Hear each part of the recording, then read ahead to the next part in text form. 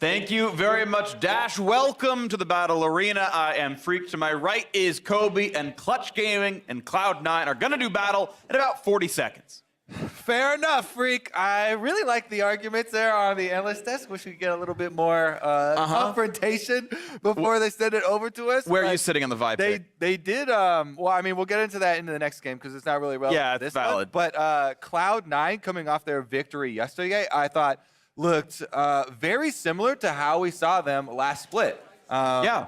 Just continually looking for those opportunities in those mid-game team fights. And as soon as they found the critical one, pushing ahead through the objectives and finishing the game fairly quickly. And meanwhile, the Clutch Gaming side, it was a pretty weak spring split for the squad. McScraps and the Cody side would help them build camaraderie. They were needing something they were missing from the previous split, and I thought individually, Cody was completely fine as a player, and Clutch, we'll see if they can step up now today against an undefeated team and a top echelon squad here in the LCS. Yuumi banned away, Aurelia dropped at the table. I'm always a little sad seeing blue team banning champs like Yuumi. I feel like they are first pick worthy, and thus you kind of want to force it on the opposing team, but something else in the eyes of Clutch for first pick here. Very, very, very fast bans also coming through as well. The fact that the Clutch are pretty much doing it instantly. I think they may have predicted some of what C9 was trying to do, but Rumble, Jace, and one final ban going to be Rise from the C9 side, and now Clutch.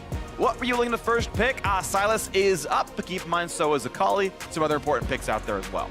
All right, Silas definitely super versatile. We've seen it in all the way. Sona Tarek has been left open, and they actually are allowing Clutch kind of the dare, you know, to break it if you, but then you're kind of stuck with Sona without a you're playing Sona against a Tarek who can all in you. A strong lane partner. Yeah, so Xayah Rakan down for the bottom lane. Very, very fast draft. Silas, not much of a surprise. And there is a Sona Tarek bottom lane versus Xayah Rakan. That's already exciting. The Silas and Akali trading hands, and we're like 12 seconds in on the second ban. Yep, already trying to catch up here. I think the Akali is actually a super interesting matchup with Silas too. We've seen it go so many different ways, and there are a lot of different changes you can make within the matchup as far as the Conqueror and the build that you go. Silas definitely has his windows, but they're later in the game versus Akali. All right, well, that's going to be exciting to see. Even if they do match up directly one-on-one, we'll see where they all go. We feel like any of those players can play those champions. Hecarim, Nico, Kennen all banned away. One final ban for Clutch Gaming. What do C9 want? Of course, there's still a solo lane at a grab for either side, and the jungler here as well, as it's been one jungle ban and two top lane bans on the C9 side. Oh, Kindred as well being followed up here. Interesting because, like, the Hecarim makes so much sense with the Sona Tarek, the super hard engaged damage jungler. Kindred also can make a lot of sense with this team fight composition, but it's in a much different way. It's not your hard engaged, so you have to get that from somewhere else. And they're just kind of taking off another one of those high damage junglers that has another ultimate that can save the Sona. Also, Kindred versus Rek'Sai tended to be a bit Kindred favorite, if I understand correctly, which means that it kind of opens up the Rek'Sai pick pretty easily, baits him into it, so Lee Sin grabbed right away.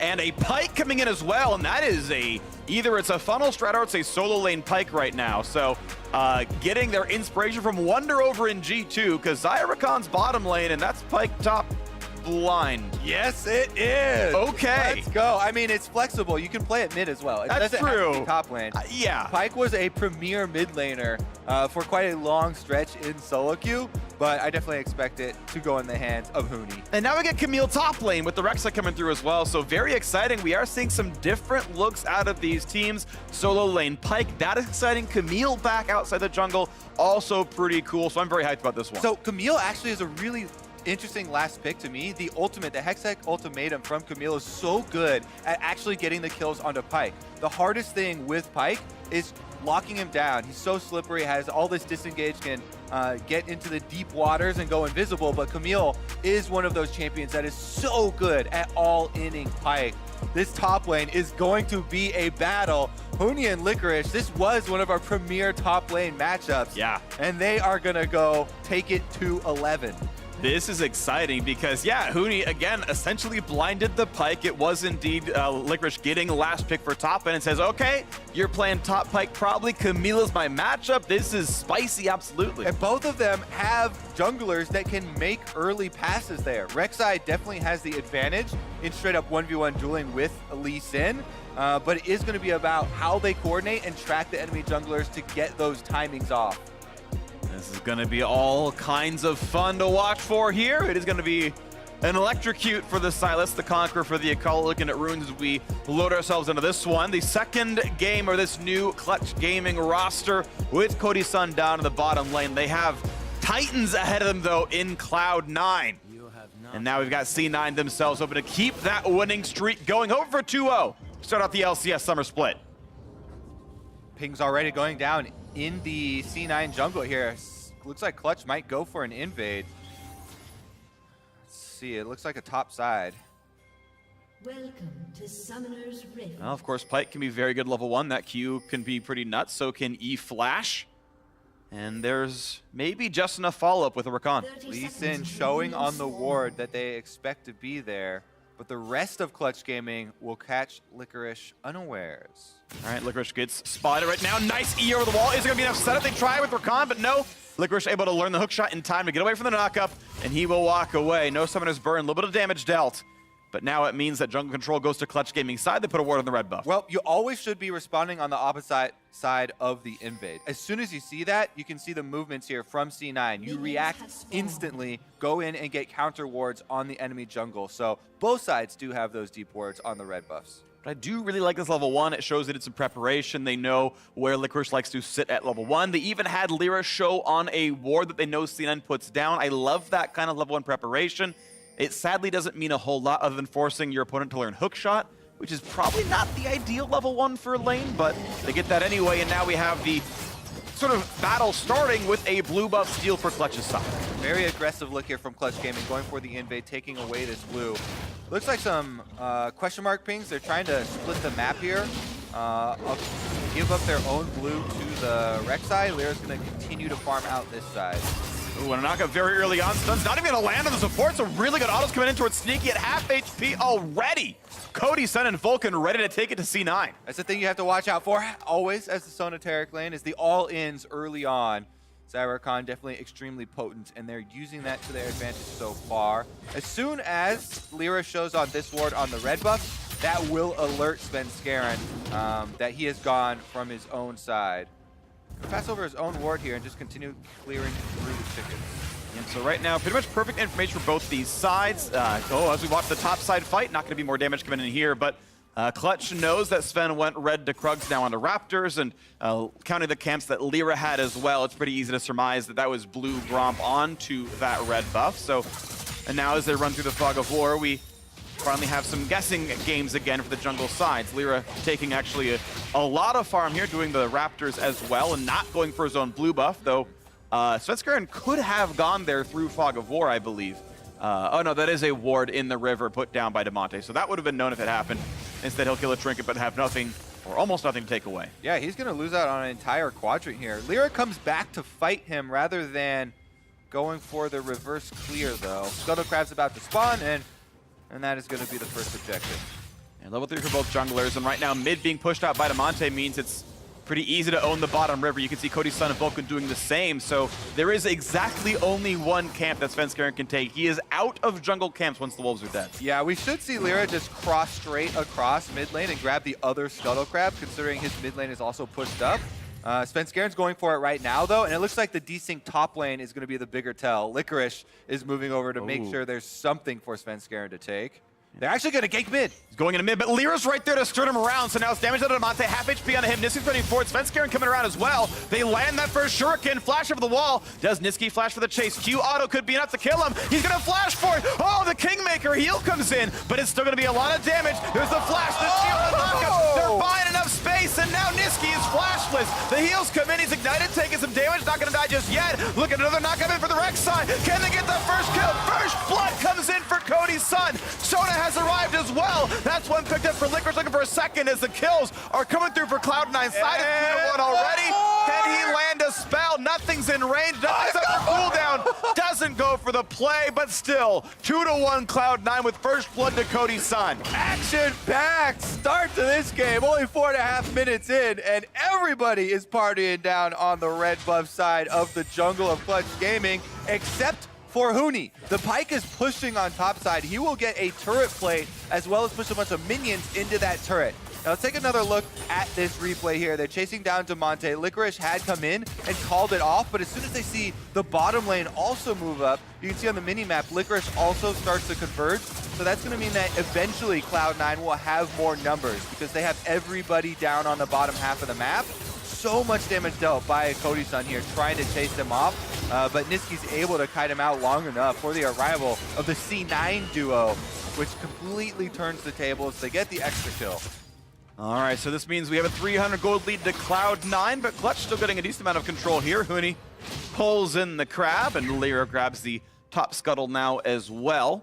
Huni, though, sadly is still down in farm as Licorice comes back up top lane after the recall, after running TP, and has more items and more CS.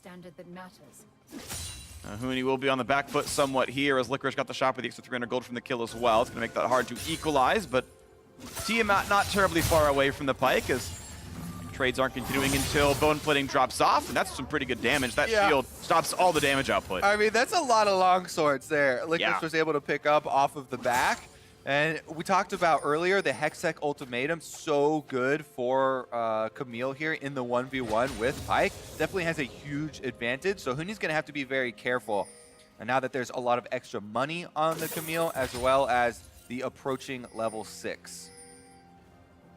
You can see Niski having to play very far back right now, is being pushed around by Demonte a bit, who has that assist to his name. Items roughly equal across those players, when left sitting on a turret without too much difficulty. And now we have Clutch Gaming. Again, more pressure in this bottom lane. And look at the farm difference. It's 45 on the Xayah to 19 on Taric. That is a direct comparison, is the Taric to the Xayah, and it's more than double, plus the Mountain Drake, plus the first blood Cody's son has. Clutch Gaming are by all rights slaughtering the bot lane 2-on-2. It is not close right now. Yep, the new addition here, Cody's son, definitely faring extremely well. Sonataric usually going to get a little bit behind, but not this much behind in lane. Yeah. Versus the Xayah Rakan. The really aggressive looks. Also, the roam up into the jungle was while there were more minions killing off their opponent minions, so a lot were denied there. And that is going to be a fairly big gold sink here. And one of the reasons why the gold is still so close, even though C9 got the extra kill. Well, we can see as they pass once again by each other, the mid laner is still a bit close, but Demonte is winning in farm overall. This is actually largely a several lane lead. The jungle's up in farm, mid and bot are doing quite well. It's actually really only Licorice above Huni as far as laning phase leads here. You can see the gold, despite the extra kill, has now down to an only, well, it's actually back at 500 as ways go, traded back and forth, but you know, it's pretty close here overall as a game. And Clutch Gaming, I think so far, being somewhat impressive. You came into this split, you would maybe not expect them to do well against C9, but this game doing pretty well so far. Lyra now backfilling into the bottom lane as Demonte running by as well. This is a 4v2. There are no ults for the C9 duo. Second plate falls, third plate gonna drop now as well. And how far back they have to play, threatened by the dive. Yeah, this is a completely split map right now. Cloud9, weak side down on the bottom. Meanwhile, top side, Clutch Gaming's weak side there. Huni's having to defend against all the looks from Licorice and spend Scarin roaming around. Big cash in, though, on the plates on the bottom side for Clutch Gaming. Very nice power play there to push in and get some gold out of this advantage. Yeah, right now 900 gold above Sneaky. Not a completely fair direct comparison, but still factually accurate. 900 also up above the Taric, which is the 1-for-1 right now in this point in the game until Sneaky completes that. And now Licorice taking a trade against Huni, and you can see how much damage he deals. Yes, he'll regen most of that back up, but Licorice still does come ahead in those trades. Yeah, Licorice has command of the top side. He's still about 300 gold away, or ahead from the kill that he got on the bottom half of the map. And as you can see, trade goes pretty close to even as the potion and passive from Pyke, though, can heal Huni back up. Just fine to full HP as Licorice pushes in, but Team out wave clear, pretty easy to do, and there's not going to be too much of a difficulty using the Q and a bit of mana to make sure the minions all go down. Svenskeren now lurking around, does have the controller to keep this one in the fog of war. The ping onto Lyra. Well, first a fight in the bottom side, turning a couple of ultimates down, and vulnerability come in for the C9 side. And now it's a fight in the top side, 2-on-2. Jungle Knight's kickback on a Svenskeren, but a lot of damage. Ult comes in, that's going to catch Lyra 1 for 0, and a good flash gets away from the fear, from the depth. So the damage, the ultimate, that's the word I was looking for. Pyke not going to get any kills, and a 1 for 0 Cloud9 on the top side looks really good there. Yep, both teams playing off their strengths here. C9 trying to focus on the top side. They do get the 2v2 advantage. Niski roams up there, but it's too late, and that gives Damonte an opening to go for Clutch Gaming's advantageous side of the map. Again, passing on bottom. This will be the turret. First turret kill going to go over to Clutch Gaming, as well as every single plate. Plate number 4 and a 10-minute first turret. This bot lane is working wonders. Cody's son, the roster changed this split, and maybe Clutch turned their fates around with this player upgrade. Here's another look at that. As the camera was up there, I was going to see if Svenskeren was going to get a ping on Lyra from the passive with Rek'Sai. He immediately goes in, gets the knock-up, stopping him halfway through as the Hextech ultimatum came from Licorice, and he's able to flash out of Huni's ultimate, but you can't flash Rek'Sai's ultimate. Nope. Big difference there. Pyke ultimate gets flashed, no execution. Rek'Sai ultimate gets the kill under tower. Yeah, death from below, not able to land right there. X did not mark that spot. And you can see this game now. Cloud9, though, I want to point out that because of that turret being killed by Clutch, Cloud9 down in gold, Clutch winning through the bottom lane substantially. Reaver done, now a fight in this top river. Yeah, we're going to have a fight over this Rift Trail. C9 have one less person, though. Sneaky cannot join. There is no Sona here, so it should be a Clutch Gaming objective.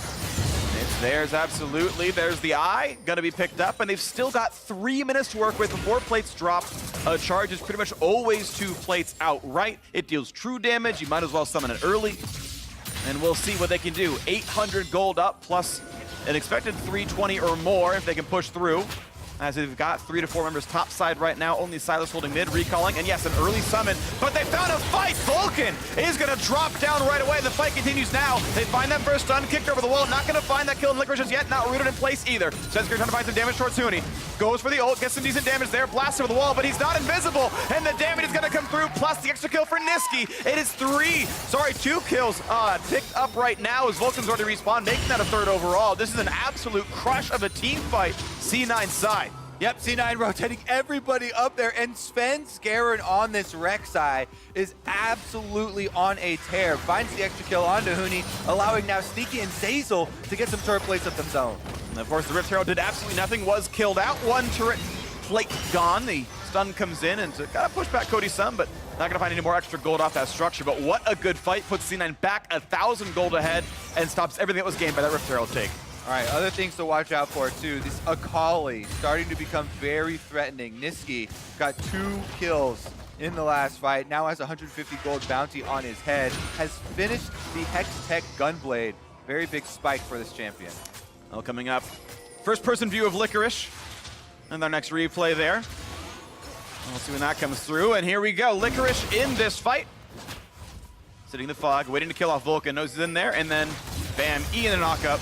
Plenty of damage there. That first kill is really, really easy. Getting pulled in a fog of war, that makes it a bit more difficult. He's got to figure out what he wants to outplay. That kick, I think, kind of saves him a bit. He's out of range of everything. Yeah, I like the immediate pings, too, from C9. In this pro view, you can see all the communication going on. He keeps his eye down there onto the kill, and they're able to finish off the Rift Herald next. Yeah, finish the first half. Like, he did that, and then he got kicked out, and it's like, okay, I'm out of range. guess I'm done. Just watching now. Yeah. All right, let's see if Lyra can find anything here in the mid lane. It's very difficult on Akali unless Niski goes very, very aggressive. So he's going to actually walk up through a whole bunch of wards to try and lend some more support to their duo. And I think that is where Clutch Gaming should continue to pressure. Cody's son is their big way to win this game. This Xayah so far ahead with all the turret plates that he has been able to mine. He is going to build very nicely into a full crit build and be the damage output they need. Yeah, this feels very much, especially as the gold is pushing towards C9's side. Licorice stealing away this red buff as well. This is a little bit Cody's son versus the world. The difficulty being that there is no great frontline tank for the squad. There's a lot of engage, which is cool. You've got Silas able to steal some stuff away. stealing Sona would be pretty magical. Rakan's, of course, great about that, but it's really the only guy with a substantial lead is Cody's son. So we'll see if he can do it. He can put the team on his back. It's still a pretty close game, but it just feels skewed in that way. C9 gonna grab this Mountain Drake, so gonna answer that one no problem. As minions are picked up in various spots around the map. Licorice with this red buff could pretty easily fight Huni, but not gonna go for the turret damage. Or fighting him under turret when the CC is available. Yeah, C9 quickly approaching their team fight phase here. With the Sona Taric, that is what you want to do. Use these support ultimates for a grouped up fight. So much protection is available with the Taric and then the AoE ultimate from Sona to lock down those priority targets. As you mentioned, there are not very many tanky members on Clutch. So if someone gets caught in a Sona ultimate, or even just a knock-up from Rek'Sai to hold them in place long enough, it will be very, very short-lived. And one thing I want to just sort of reiterate quickly when I talked about Cody Sun versus the world. Yes, this game is very close in gold. It's 100 apart. But last I checked, which was 12 seconds ago, every single member on C9 has more gold than their opposite member, except Sneaky versus Cody Sun. So it is sort of like a full court press for C9 side with Cody. Yes, I know like the laning phase makes that awkward. It's Sona bot lane, but the other four all have more gold, including top jungle mid, which were not influenced by the Sona Taric lane. All right, yep, it is a Klepto Sona Spell Thief bottom side, but we'll see how they fare when they do start to make use of those big ultimates. Niski again, the Akali here with the Gunblade, looking for Cody Sun. That is his main target for these fights. And Akali very adept at weaving past a lot of different members to try and get that priority damage. And as they stack up and as that Archangels moves closer and closer to completion, the mana right now, 268 of 750. It's going to be a while till Seraphs is done for Sneaky. It's going to be a fairly long road up to the next power spike. So that's one thing to watch for when it eventually does come through. Cody Sun going actually for a very high AD build. I actually, this one a lot. as into IE. Oh, they got a fight here on the top side, though. This is a nice knockup. Big damage on Lyra. That shield comes in to save a lot of space, and a good kick keeps him safe as Lyra is able to walk away. But now there might be a re-engage. No one goes over the wall. Ooh, they find a nice engage right there. That's Licorice locking one down, and there is all the damage onto Huni. Through one ult, and the Taric will keep the rest of the squad safe. As you mentioned, health bar's not high on Clutch. One lockdown spell, enough to kill the top laner. Yeah, C9 gaining early advantage in this team fight by Spenskaren getting the huge chunk down onto Lyra, forcing them into a defensive battle pattern, and then being able to find that extra kill off of the teleports when Clutch Gaming were already at a losing health bar scenario. They decide to re-engage, and that is going to be Cloud9 now dispersing to farm the side lanes. Really nice stuff by them. Once again, puts the gold lead in their favor by 1,300 as top's going to be pushed in. The Trinity Force about halfway done here for Licorice, and golden inventory means he's almost done with it. Very little to go now for that one. Maybe 300 gold and he's done. So 2 waves or that turret and he's got it. Akali pushing in the bottom lane as well. All these lanes are doing nicely. Cloud9 sizably now feeling comfortable in this mid game. Had a fairly close match against FlyQuest yesterday, but did come away with, I would say, mostly a great mid game that transitioned well for them. Looking at a sort of a similar look here in Clutch, in the fact that it's not that they're running over them from start to finish, it's that they get some control and then it starts to turn over. And speaking of that control, one of the biggest things about Sona Taric bottom lanes is that you get 2 quest upgrades for placing more wards. They have access to so many more wards now. Sneaky and Zeyzal both can put out a lot of vision for themselves. So with this advantage... Oh, just turned away. That could have been really close. Zeyzal nearly knocked out there by Rakan. 3v2 could have been enough, but it wasn't quite there. They walk away, fighting for ward control, and Lyra gonna knock down that controller, plus Cody Sun pushing into the mid lane. This Xayah can do a lot of damage. Rakan with Demolish, some damage here. They can stop the TP. If they hit with Demolish, they can stop the TP. They're gonna let him come down. They get the kill on a Taric, and now it's Licorice in front of the team. But they're gonna maybe find a big root. Niski showing up. He's trying to take down Cody Sun by himself. Gets right back in the solo kill in the bot lane, and the rest of the squad is already here. Cloud9 now running in for more kills. A stun on a Vulcan, trying to jump away. Is that Rakan, but he's slowed yet again. Rek'Sai showing up now as well, trying to scatter, trying to get back to their base. A flash knockup is the setup they wanted. A kick only buys a little bit of space. They will still go down. It's 4-1. A gigantic team fight for C9. Yep, that's going to be a big, big game changer for C9. They have full control of the map. The biggest thing that Clutch have to be thankful for is that it's not 20 minutes and there's no Baron available for Cloud9 to take after that fight. They could have stopped this teleport. Demolish was ready. The turret was at 1/3. All right, take a look. They go for the dive, and they do kill off Zeyzal, taking down the Taric, but they use so much in it, and they leave Cody-san here with tower aggro on a tower that had 10 HP left on him. Open to the rest of Cloud9, immediately diving and killing off their biggest member. You said it was Cody-san versus the world, the one with all the money on the team. Yep. The Xayah taken out, separated, and because of that dive, Cloud9 can get to chase them down, pick up the extra kills, grab this dragon, and actually prepare for that Baron upon arrival. They have the double sight stones basically for the extra wards, and they could just set up and force Clutch Gaming to walk into them. It's so dangerous now. And that Baron is spawning in 15 seconds, an Ocean Drake to keep them topped off. If Geith needed even more help than a Sona Taric could give, another slow is going to be found. Cody-san is just gone, deleted by the engage, and what a timer for that, as Baron is now spawned. Tough to be an AD carry with no flash there, with Camille and Akali looking for your head. Yeah. Cloud9 find it, they get the extra kill, they're gonna run straight down mid lane, and this game is wide open. This game is closing quickly on the Clutch Gaming side. That door is wide open for C9 to run through it as they knock down that mid lane turret, and they stick around for the inhib at least a little bit. You're gonna knock down these minions, and they are gonna back off, but Cody-san spawning in 4 seconds, and this time he will have ult available for the self-peel. Means maybe C9 doesn't look for Baron right away. Maybe they get vision and a reset afterwards. We'll see what they go for here. 20:35 into the game. C9 sizably ahead, over 4,000.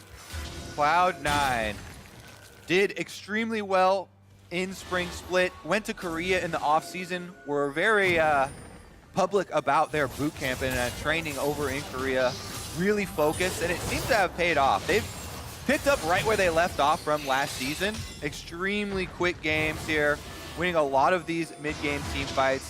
Let's see if they can finish it out, because 21 minutes into the game, all they have to do is reset and get back out to this Baron area. Clutch are trying to be the first ones there to have some vision for themselves to allow the possibility of some counterplay. You mentioned Rakan engage, Pyke engage. These are their tools to try and find a surprise.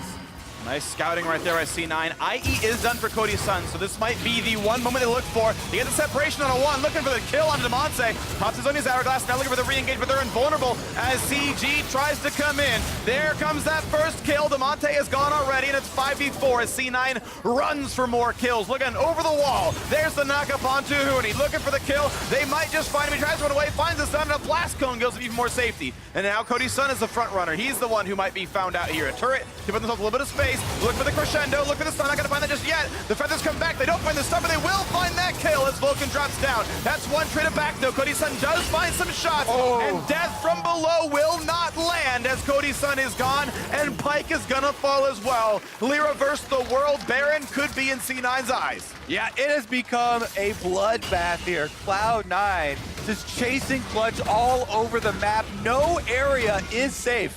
You've got towers, doesn't matter. You've got jungle creeps here, doesn't matter. Baron is alive, doesn't matter. They're gonna go for all the kills.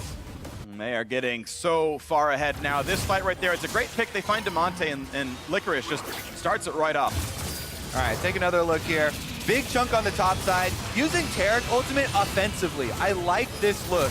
They just pop it early and know that they can go get a huge health lead at the start of the team fight. They fully engage on Demonte. Even though it is Sylas, you've got the Taric immunity, so they just chase Clutch Gaming off. And again, they split and they segment this team fight. Clutch have to scatter here. Clutch have not had a single team fight where they've been able to set up on their terms with their engage. It has been Cloud9 dictating the pace of this game, of these team fights, and of the end as well. Huni tries to get over the wall there, but Niski walking out of range means you don't teleport if you don't hit it.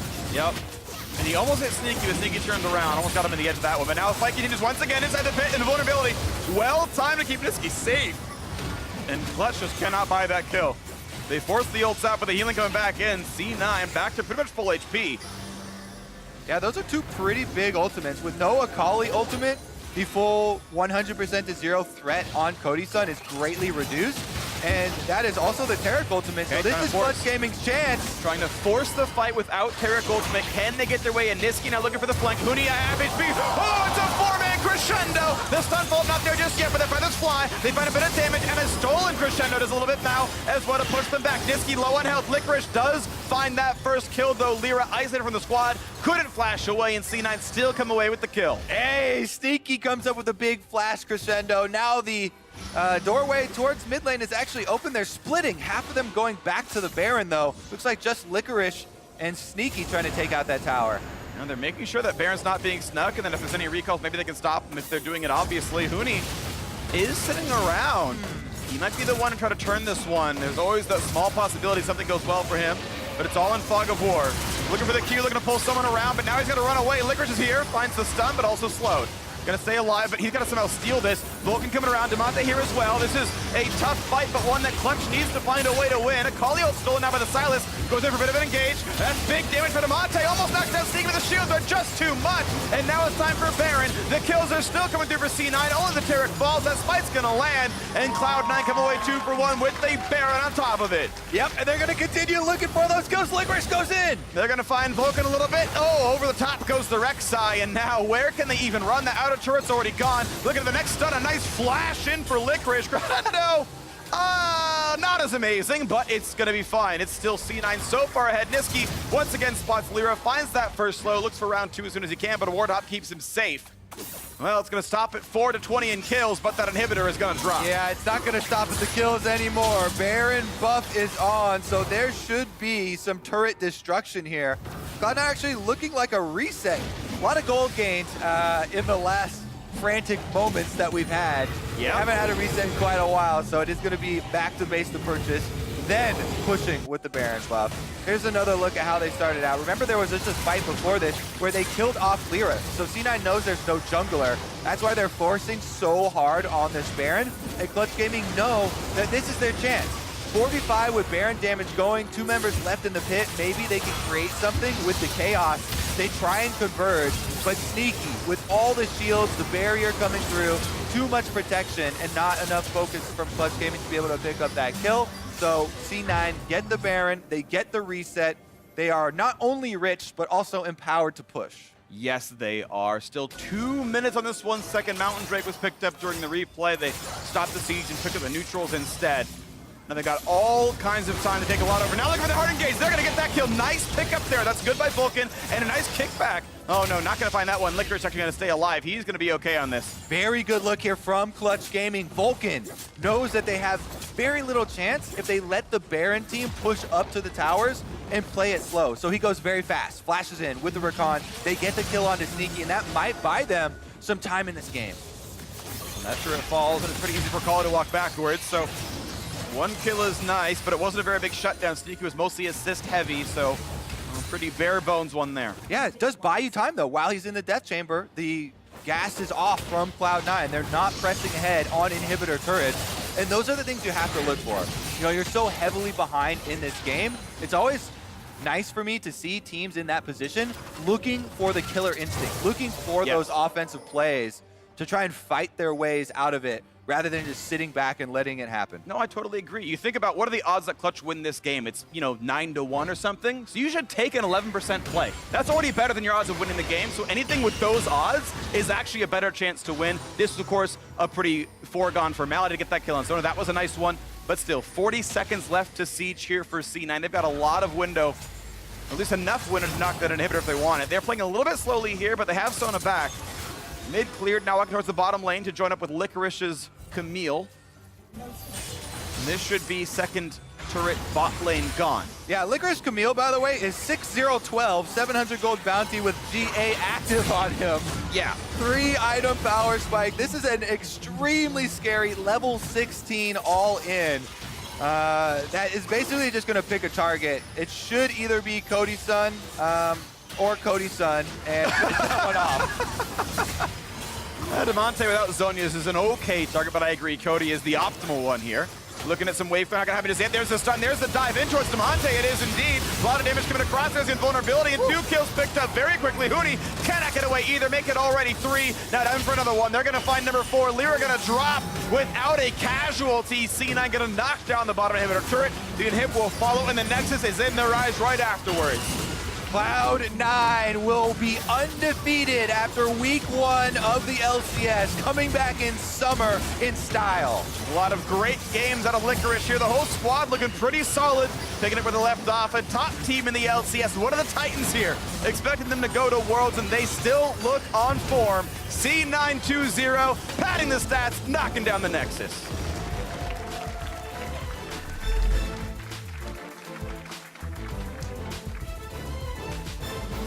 Woo, action-packed game. We were excited in Champion Select for the Pyke Camille matchup. Yep. They did not disappoint. The junglers both went up there very early. Cloud9 got the kills with the guaranteed Rek'Sai ultimate, and they were able to use that for a lot of roams from Licorice. But I have to say, Sonateric also still very strong, still working out very well in the mid game. Yep. Those ultimates giving you a lot of power in team fights, and every time they brought them together, Clutch Gaming had to separate in these team fights. And once you scatter versus that team, yep, you're just in the perfect opportunity for champions like Camille, like Akali, to pick you off. You know, it's a really good composition actually coming all together, where you can force a break like that. Yeah, I thought C9 was very, very good. Honestly, to me, this sort of result is expected when they were one of the top teams at the end of the spring split.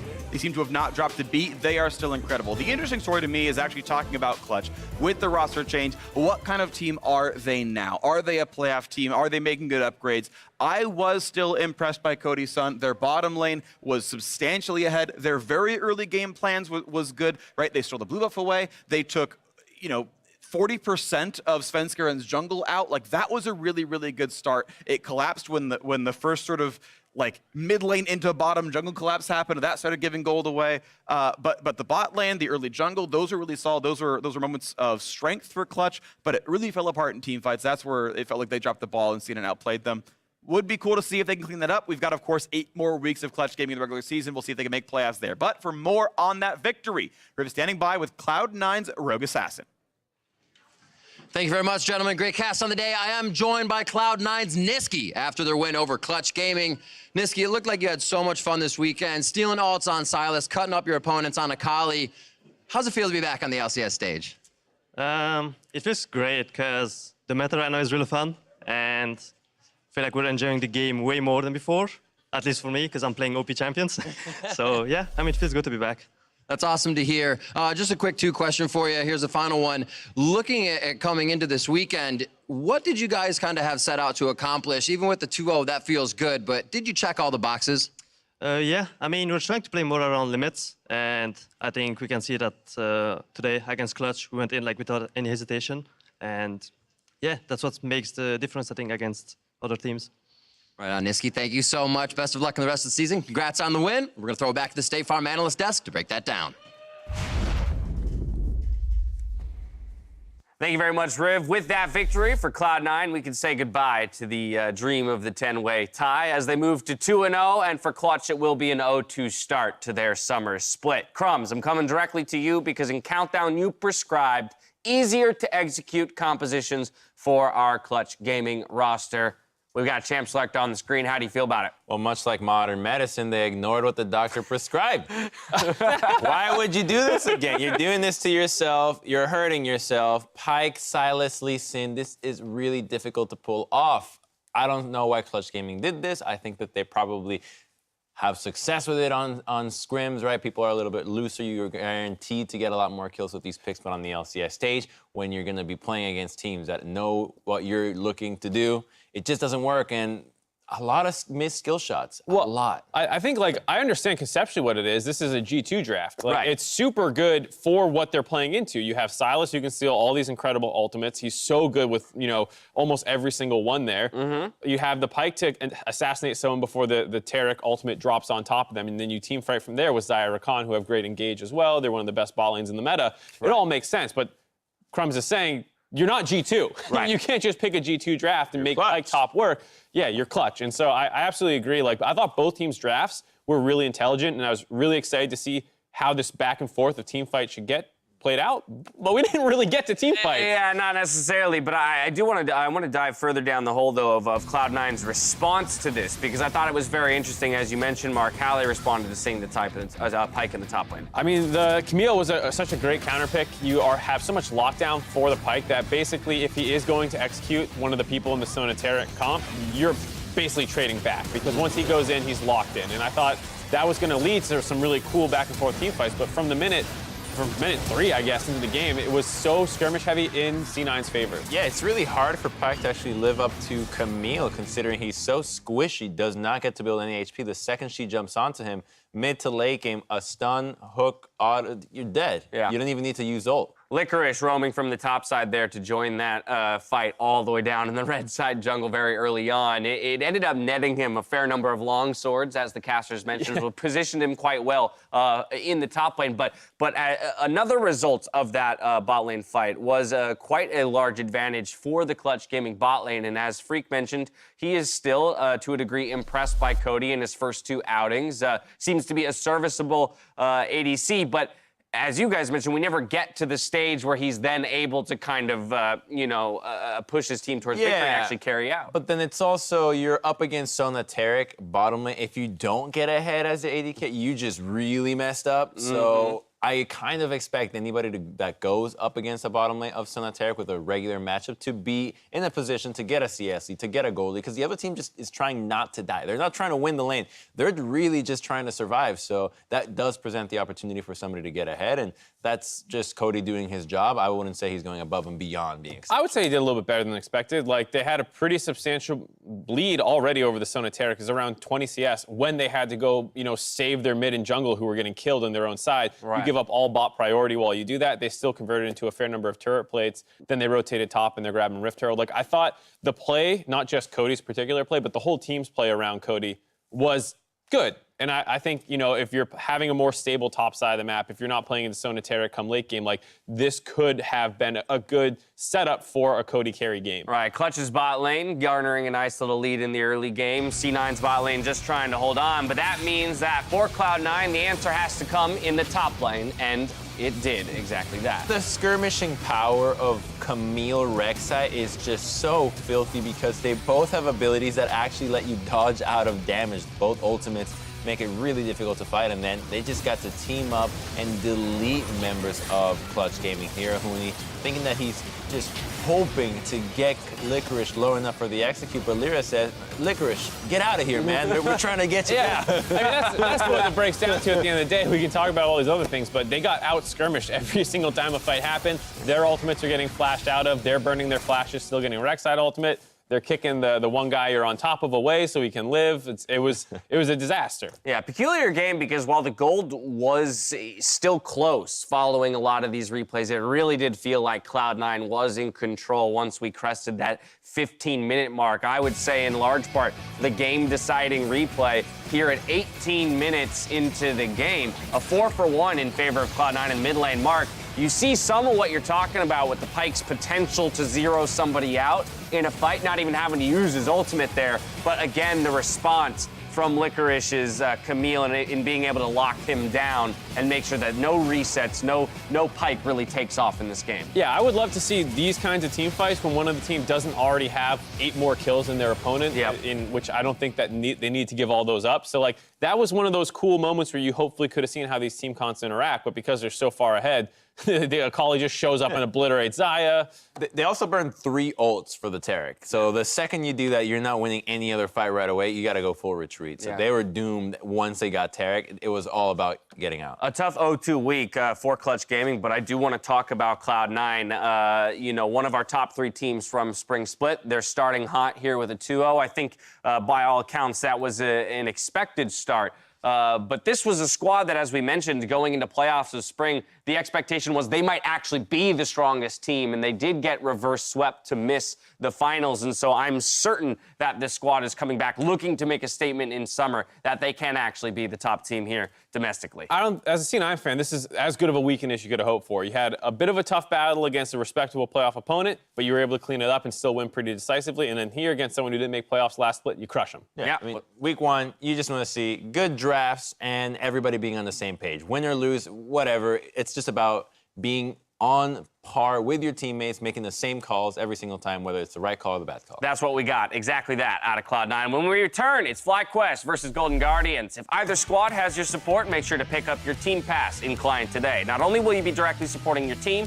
but you'll get an Icon Ward and Dragon Slayer Braum Chroma, all in the team's colors. We'll see you here for Game 2 after the break.